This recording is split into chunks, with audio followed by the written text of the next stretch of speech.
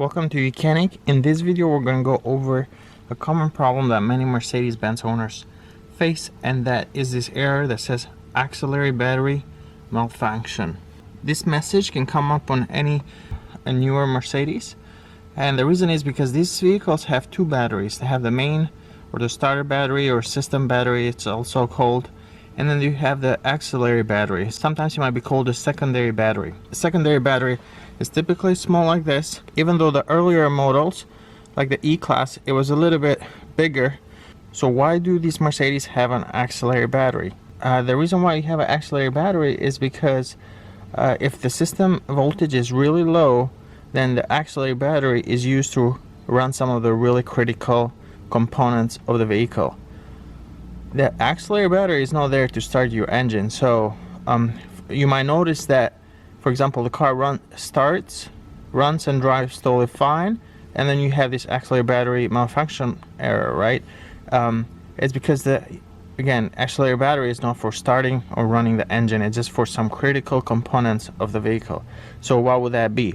Well, for example, on these 2005 and newer models, Mercedes switched the shifter that went to a drive-by-wire. So what that means is your gear selector over here, it's just the electrical connector to the transmission control unit. So you don't have a wire. It used to be a mechanical link from the shifter to the transmission, and that's how you change the gears, right? But that's no longer the case. Now you have this shifter lever over here. When you press it up and down, you're basically making contacts click and telling it to go to drive, reverse, neutral, and park.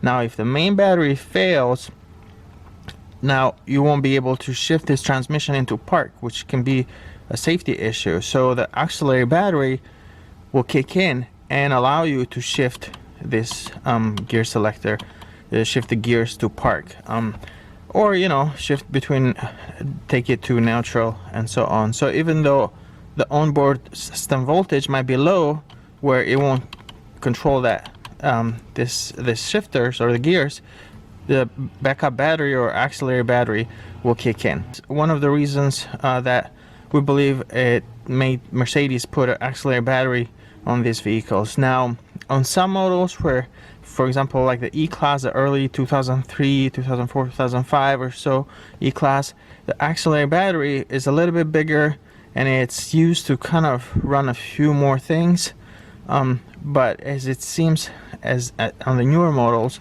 Mercedes went to this smaller battery, and it just mainly for backup in cases of emergency. So can you drive the vehicle with auxiliary battery light on? Well, technically you can. It's a safety concern, so you shouldn't, or you should at least get that fixed as soon as possible. So we would recommend getting that fixed, but in theory you could drive it. The problem would be that if your alternator battery both die at the same time and you got no power, you might just not be able to get the vehicle in park and things of that nature. Now let's take a look at where the auxiliary battery is located. Here we have an S-Class.